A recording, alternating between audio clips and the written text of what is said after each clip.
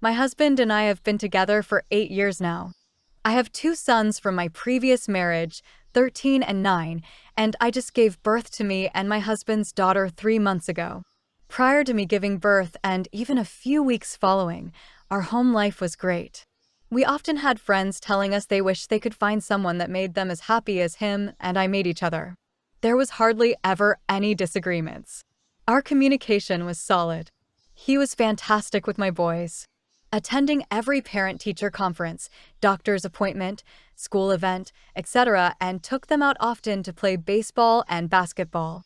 This all changed after maybe 2 to 3 weeks after I gave birth. He turned angry, depressed, and impatient. Me and the kids started having to constantly walk on eggshells. He became lazy, such as stopped cleaning up after himself or helping around the house, yet still used sentences to my kids such as, "You guys need to pick up after yourself. Me and your mother shouldn't have to follow you around and clean up your messes," when he never cleaned at all. I couldn't even get him to wash his own dinner plate without him having a meltdown, basically. Every day he was just angry. If one thing went wrong, like him not being able to find something he set down somewhere, which became an everyday event, he was freaking out. Saying things like, "Yup, awesome, so glad life wants to duck me over," or, "Why the duck does this always happen to me? Can't I just have a good ducking day for once?" But he always made it me and the kids' problem. If he lost something, it didn't matter what time of day it was, he was 100% flipping out and expecting me to find it for him. I even told him my oldest son had to go to the ER because he had a bad rash, and he goes, "Have your mom take him," because he was using my vehicle. Or the other day my mood has been soured due to his early morning freakout and it out me on a rough route. I was exhausted, running on 3 hours of sleep, and he rushed me out of the house to go do his errands with him. I didn't even get out of the car, so it was pointless, and then gets pissed and screams, "What the duck is your problem? Can't we just have a good day for once?" As if I am the reason his life sucks. And this is not the man I married. So last night around 11:30 p.m., he starts freaking out again. He lost an important item he needed for work. He starts slamming things around our bedroom, repeatedly saying things like, "Ducking great, ducking awesome, ducking love it," until I got up and start helping him look. As soon as I get up out of bed, he stops looking and just walks behind me holding his phone's flashlight. We can't find it. He doesn't go to work as a result.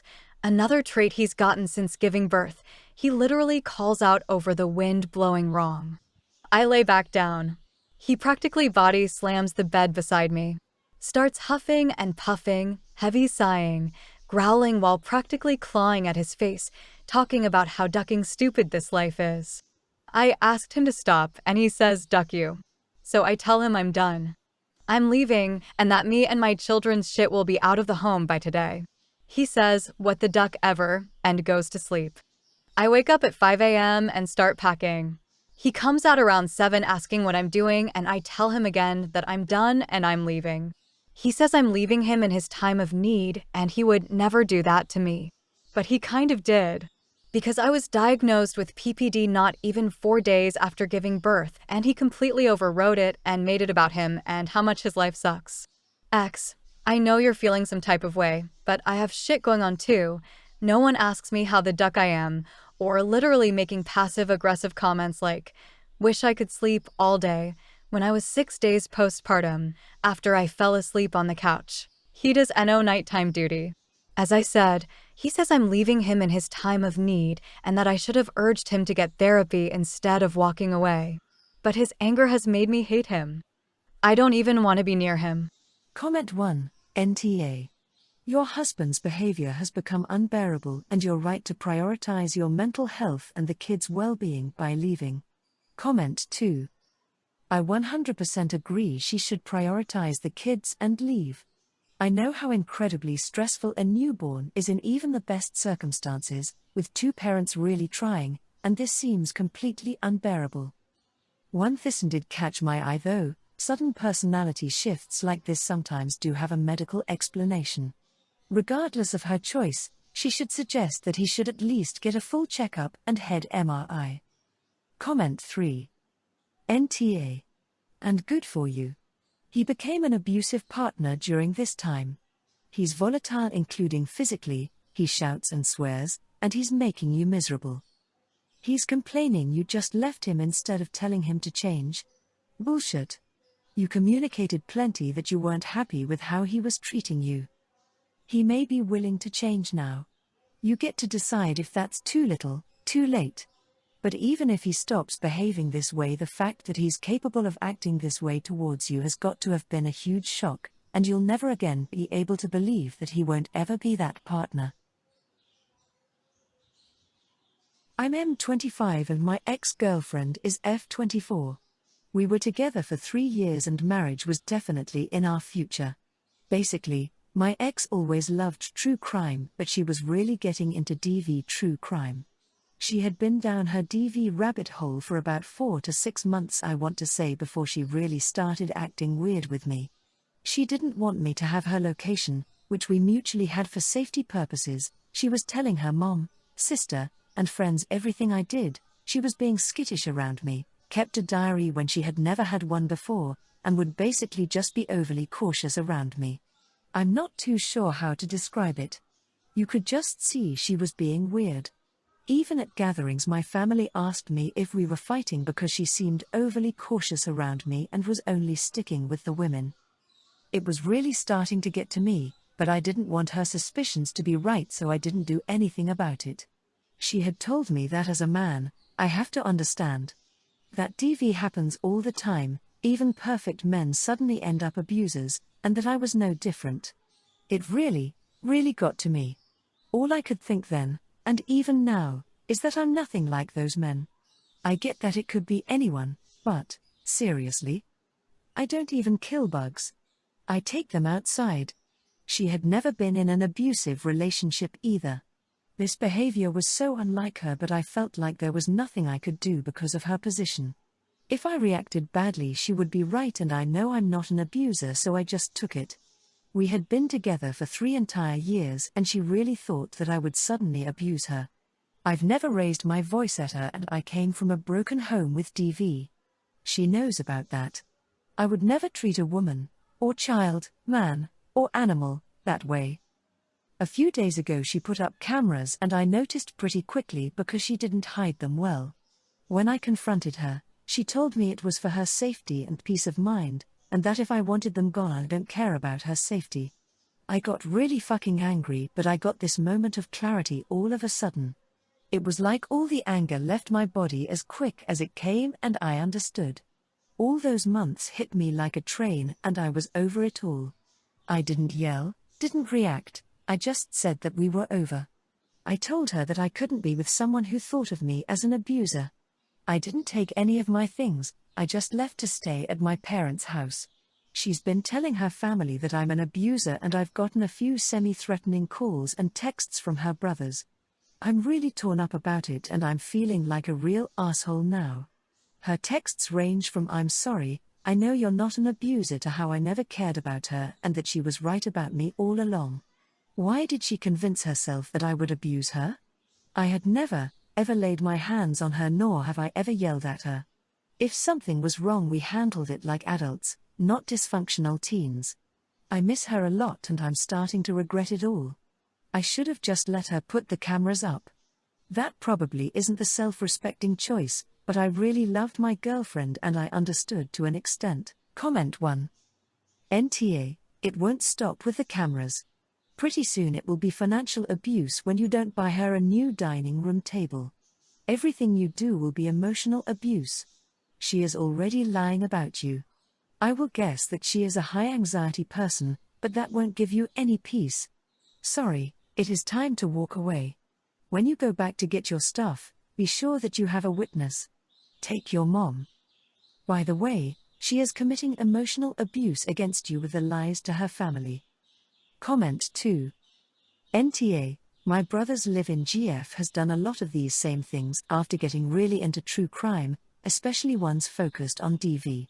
They hear so much in these stories about the warning signs, and they find the warning signs in their own relationships and develop a complex and unhealthy narrative. Sometimes therapy can help them separate paranoia from legit warning signs. The fact that she went to family and friends and made up abuse when you left is a huge red flag that you should not let slide. Don't even consider re-engaging in a relationship until she has come clean and been honest with all those people and apologized. I, 21M, and my girlfriend, E, 20F, live together with a roommate, A, 31F. We all contribute equally to our monthly house food meant for everyone, not one specific person, budget. We can still have our own food, and as long as we communicate so nobody eats someone else's food. A couple weeks ago, I made myself and E some spaghetti with the house food.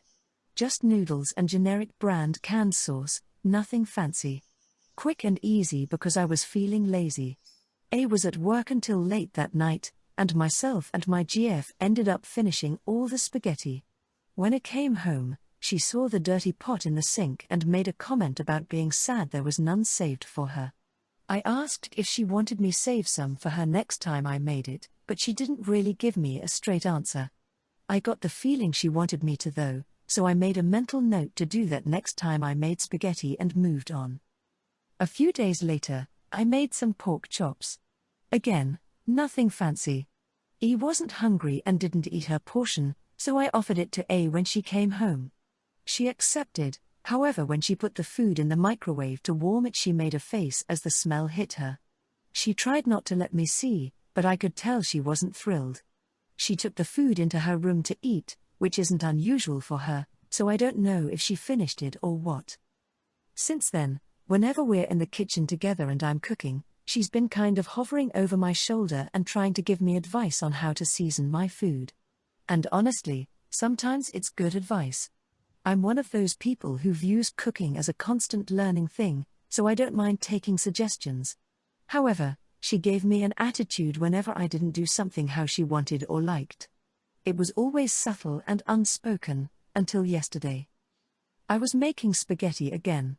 When I make spaghetti, I keep the noodles and sauce separate, so everyone can choose how much sauce they want. A's seen me make spaghetti before, but this time she said I made it the white people way. I feel it is important to note that she is also white. She said I should mix the sauce in, and I told her that wasn't how I make it. She told me that she liked it better when it was pre-mixed, and here's where I maybe went too far. I told her I don't care how she likes it, because I wasn't cooking it for her. I told her that when I cook, mine and my GF's preferences are the only things I consider, because the food is being made for us, not for her. If she doesn't like it, she has her own food to make, and there is nothing stopping her from eating that. She got all huffy and stormed off, and later on E said my tone came off a bit angry. I wasn't angry, I was just stating a fact, but maybe there was a way to put it more gently? I don't know. I'm told that I can sometimes come off as an a-hole without meaning to, that I have one of those resting faces that makes me look angry all the time even when I'm not. So, comment 1. Why do you all have a house budget for food that you seem to be finishing? Of course she'd want a say in how something is cooked if you're finishing up all the food that she is contributing to. Just buy your own food. This system is clearly not working. Comment 2. They don't contribute per meal though, and they don't all chip in for food because they all eat the same things. The agreement sounds like it's a collective fridge and pantry, from which people can make what they want. They are under no obligations to keep leftovers or servings for the other people in the house, from what I read. ETA, that's not to say separate food wouldn't help, it's just that the core problem is different than what you wrote about. Comment 3. Change up how you do groceries. You and your GF buy your own and let A buy her own things like basics, condiments, spices, flour, sugar. Make community property. A is wanting someone to cook for her, that's the bottom line. You told her straight up, and many times people see being straightforward as rude, abrasive, etc. When I say something I say it, I don't use a lot of pretty flowery language. But that's me. NTA. I moved next door to my older brother and his wife a year ago. We get along great, so I wasn't concerned. When I first moved here, My brother was excited because it has a 4-stall garage in the backyard in addition to a tight-fit 2-stall garage attached to the house. My brother and parents made plans for it assuming I wouldn't need it. He parks his car in the front garage, which I said was fine at first. Shortly after I moved in, my brother moved a bunch of stuff into the garage. Mind you, my brother has a 1-stall garage and 2 sheds of his own. I was slightly annoyed, but let it go because I didn't need the space. I've been trying to live by the motto don't sweat the small stuff. Over the last year, more junk has accumulated in the garage. He also has put things in my front garage and basement. A few months ago, my boyfriend moved in. He expresses frustration with my brother storing items all over my property. He said if he wants to purchase a boat or camper, it would be frustrating to have the room to store it and not be able to due to the space being full of my brother's things. I've been decluttering my own things in my house lately. I worry that by allowing my brother to store things here when his property is already completely filled with stuff is enabling his hoarding habits. Last week, my brother showed up at my house with 2 boxes he had and asked to store them in my attic. I currently having nothing in my attic, and I said no because I don't want anything in the attic. He seemed disappointed but took the rejection well and left. This past weekend, my BF and I came home to my brother emptying his things out of my back garage and into his sheds. He said he is purchasing a 3rd shed for his bigger items. I could tell he was upset, but him and his wife both insisted he was fine and wouldn't explain what was going on. I finally pried out of his wife that this had all been triggered by me saying no to the boxes, and my brother was hurt and wanted nothing at my house at all anymore. There's still items in the front garage and basement. My sil is on his side, and when I asked if the roles were reversed if she thinks he would be fine with me storing stuff at his house, she said yes he would be. This would never happen because there's no room. My mom is on my brother's side despite recently decluttering her own home. My brother and I's mutual friends are on his side as well, though I don't know what they've been told. The only person who agrees with my point of view is my BF, and he's proud of me for finally setting a boundary. I'm very frustrated with the situation, because Elle didn't want to hurt his feelings. However, I also don't regret my actions because I'm happy with his junk being out of my garage. I'm upset that everyone except my BF thinks I'm the a-hole for finally drawing a line of what he can store in my house, which I already feel guilty about. I'm a people pleaser. Comment 1. Brother is throwing a tantrum right now. But he'll get over it as soon as he has more junk to store. And pretend like his tantrum didn't happen.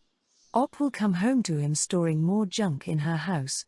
She needs to get her keys back, if he has them, or install locks, if she hadn't, before his tantrum ends. Comment 2. NTA, and he's getting his stuff out in protest? Don't threaten me with a good time, buddy.